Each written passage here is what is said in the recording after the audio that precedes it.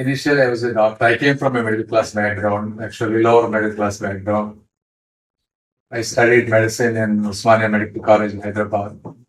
I scored one of the top percentiles, just like many of you. Then went to US. While I was studying, I found very expensive stuff, not well prepared, well maintained. I thought I could do the best job. So at that time, actually, I wrote a small 60-page book and I sent it to 100 publishers, all the publishers in the United States. That was the year 2000. That's when the computers and internet was coming. Only at that time, my age was 25.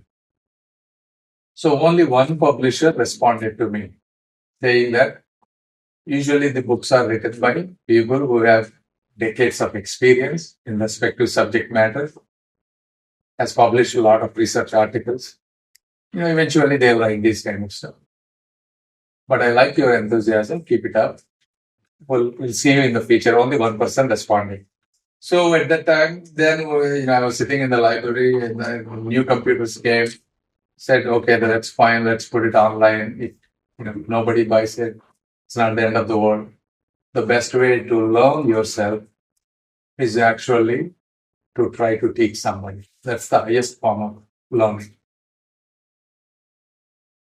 And I always had a goal that when I treat patients, I should not do any mistake. Even a single patient should suffer from me. These may seem simple, but these are the fundamental core philosophies that will shape you who you are and how the world will perceive you. So then I put everything online. I didn't want to give it away for free. Free has no value in the society, especially in American capitalistic society. So I thought I would charge $20, $25, something like that. And I put it, people started liking it. Then people went and told other people, this is very good. And so on. So eventually, as I was surprised, within 1 to 2 years, I made a lot of money. I was a resident physician. Usually resident physicians make around $40,000 US at that time. And an attending physician typically makes around $200,000 to $400,000. By the end of 1 year, I was making more than my attending physician. So then I started hiring people and then I went on to build some of the best companies. But the core principle at the end of the day was to try to teach the medicine in a way. It's very easy, simplistic, visually enlightening, engaging. There are some innovative methods that I have established, and then later on I added more people. Then we built one of the best companies, a multi-billion-dollar company, makes a lot of money. We not only build the medicine, but all the other stuff. Then I came to, the politics. There were a few situations in Andhra Pradesh that made me compelled to come back and participate. I won with the highest majority, almost 3.5 lakhs ever in the history of that constituency. Then, fortunately, I was offered in a MOS. And it's a different field because when I was studying for medicine or when I was building company, I never wasted in a single minute. It's every day is driven with short goals and other. Government is a little bit different. There are a lot of competing priorities, interests and everything. But what I want to tell you, regardless of whatever the circumstances are, it all depends on how you want to make yourself known to the people. And your intention should be, see, there are so many people in bureaucracy or in the public life, but very few go to the top. People will remember them. People will respect them genuinely. And they will leave a mark in this world, one way or another. So these are the three things.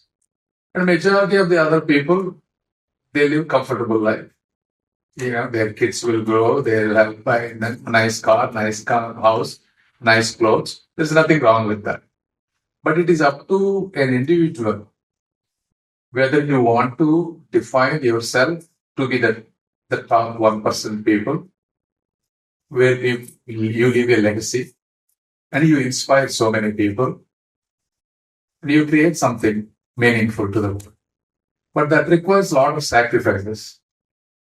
It would not happen just like that. My sacrifices means, in general, getting out of your comfort zone. For example, myself, right? You probably know I declared almost 5,700 crores worth of assets, government values. Probably if you count it, it's probably a lot more. But I had Rolls Royce car, I have beautiful house. Then I left all of them. And I campaigned in 40 to 43 degrees centigrade from March to May, 3 months. And at least 4 times I was almost close to heat stroke because I get onto the campaign morning 7 o'clock and I would do until 1:32. I get severe headache, then I stop. I know that I'm going to get heat stroke. The reason I did it is because I don't want to take any chance. I want to win with the highest majority. I want to meet as many people as possible. And then it creates something, whatever the ideology that I had, that my party or whatever must win with the highest, I wanted to achieve and I wanted to contribute that system. So like that, even here, whatever I am doing right now, it's a lot of work, unbelievable amount of work. And typically for an entrepreneur who measure everything every day, what did I do today?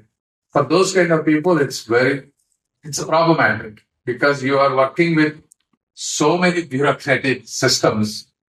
If I want to, let's say, for example, in my constituency, I want to build a bridge, getting the permissions, making sure DPR is done, then coming here, moving the file from section to section, getting approval, and then from there, getting the tenders constructed.